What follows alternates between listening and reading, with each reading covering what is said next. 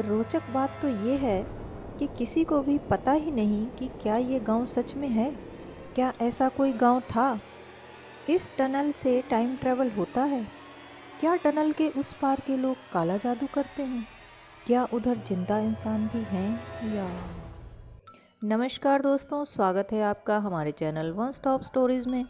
तो जैसा कि आपने थंबनेल में देखा होगा, आज हम भारत की नहीं जापान के एक ऐसे गांव की बात करेंगे जो जापान के मैप पर मौजूद नहीं है, जो जापान का हिस्सा नहीं है। वहां पर आज तक जो भी गया वापस नहीं लौटा। जी हाँ, हम बात कर रहे हैं इनुनाकी गांव की। फुकुओका प्रांत के मियाकावा शहर में स्थित है एक सुरंग, जिसे आमतौर पर ओल्ड इनुनाकी टनल भी कहा जाता है। इस सुरंग को पार करने के बाद कुछ ही दूर आपको एक साइन बोर्ड दिखेगा जिस पर लिखा होगा, जापान का संविधान इस जगह से आगे लागू नहीं होता। मान्यताओं के अनुसार यहाँ से इनुनाकी गांव शुरू होता है।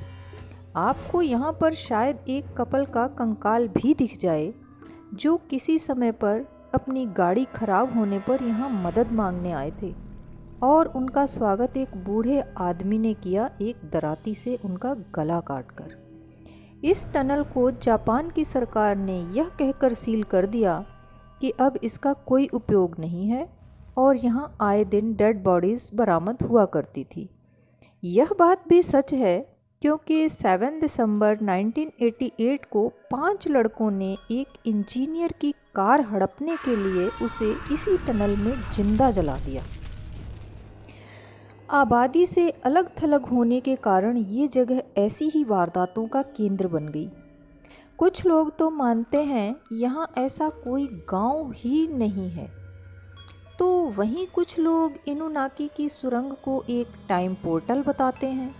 वह मानते हैं कि आज ऐसा कोई गांव टनल के उस पार नहीं है।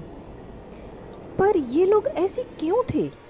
इस गांव पर इतनी जानकारी तो किसी को भी नहीं है, पर जितनी सुनी सुनाई बातें और कुछ इन्फॉर्मेशन हैं, उसके अनुसार जिन लोगों को समाज स्वीकार नहीं करता था, जो जंगलों में रहते थे, धीरे धीरे वे लोग एक जगह पर आकर बसने लगे।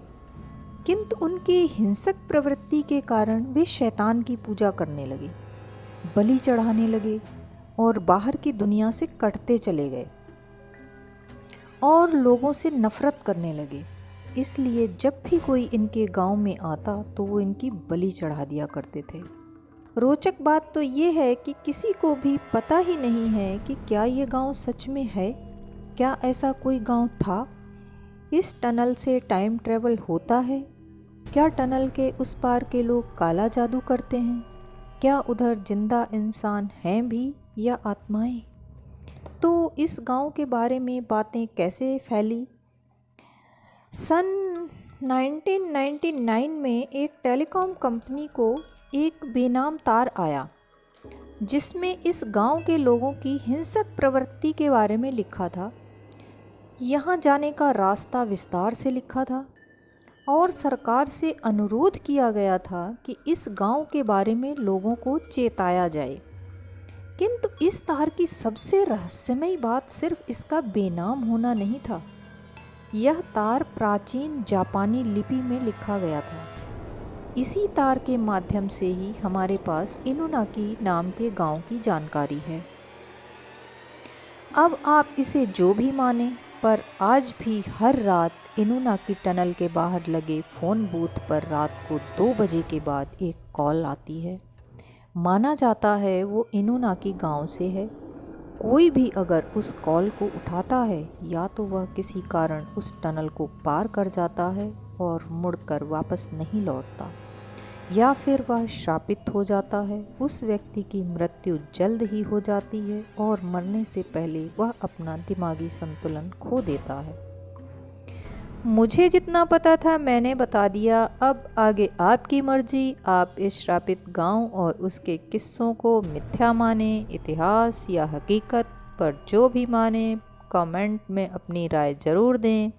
आपके व्यूज़ जानकर मुझे अच्छा लगेगा। वीडियो अच्छा लगा हो तो लाइक करें, और अगर आपको रैंडम चैनल की कहानियाँ या जानकारियाँ पसंद हैं तो सब्सक्राइब भी कर सकते हैं। Thanks for watching.